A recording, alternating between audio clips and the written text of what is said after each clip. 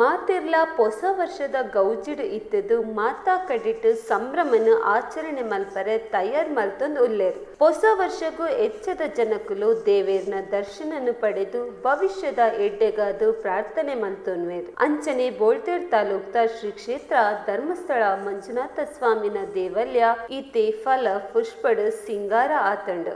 ಈ ಸಿಂಗಾರನು ದೇವಲ್ಯದ ಭಕ್ತರೇ ಮಲ್ತಿರ್ತಿನವು ನನೊಂಜಿ ವಿಶೇಷವಾತಂಡು. ಇಂಚಿನ ಒಂಜಿ ಅದ್ಭುತವಾಯಿನ್ಯ ದೃಶ್ಯ ತೋಜಿದು ಬತ್ತಿನವು ಇಂಚ.